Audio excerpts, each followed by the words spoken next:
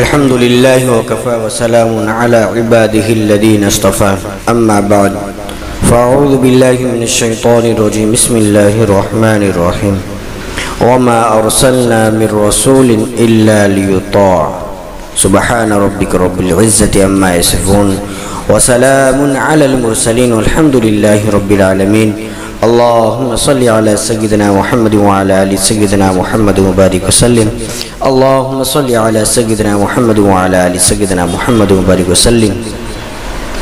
قرآن مجید میں اللہ رب العزت نے ارشاد فرمایا وما ارسلنا من رسول الا لیطاع، اور ہم نے رسول صلی اللہ علیہ وسلم کو نہیں بھیجا مگر اس لیے کہ ان کی اتباع کی جائے۔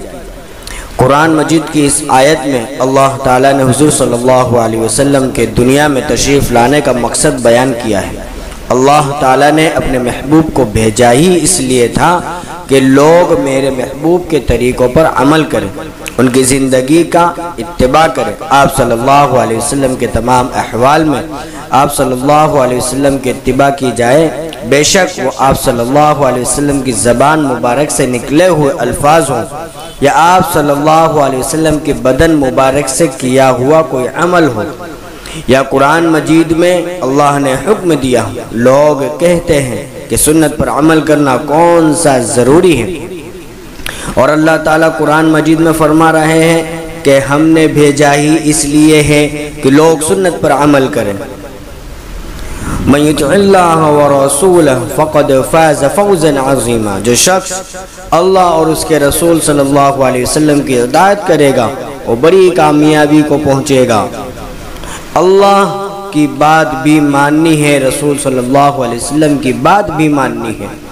کامیابی تب ملے گی، اس کے علاوہ نہیں ملے گی۔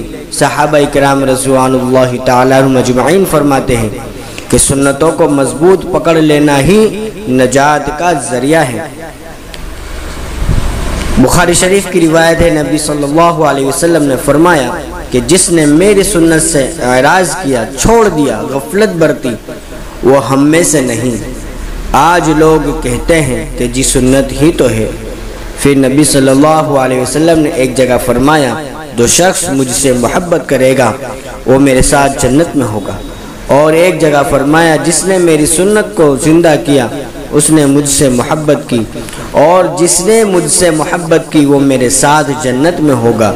نبی صلی اللہ علیہ وسلم کی محبت کا کیسا پتہ چلے گا؟ صرف اور صرف اتباع سنت کے ذریعے ہی پتہ چل سکتا ہے۔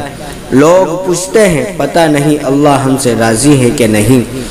یہ جاننا بہت آسان ہے، ہم یہ دیکھیں کہ ہماری زندگی سنت کے مطابق ہے یا سنت کے مخالف۔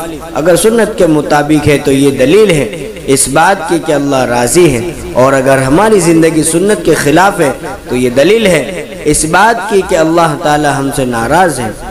توبہ کر کے اتباع سنت پر دوبارہ واپس آ کے اللہ تعالیٰ کو راضی کرنے کی ضرورت ہے۔ پھر نبی صلی اللہ علیہ وسلم نے ارشاد فرمایا کہ دیکھو تمہارے اندر میں دو چیزوں کو چھوڑ کر جا رہا ہوں جس کی وجہ سے تم میرے بعد گمراہ نہیں ہوں گے۔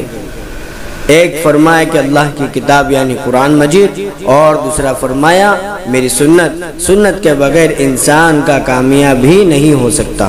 اللہ تعالی ہم سب کو عمل کرنے کی توفیق عطا فرمائے، اللہ کے نبی کی زندگی اور سنت پر چلنے کی توفیق عطا فرمائے۔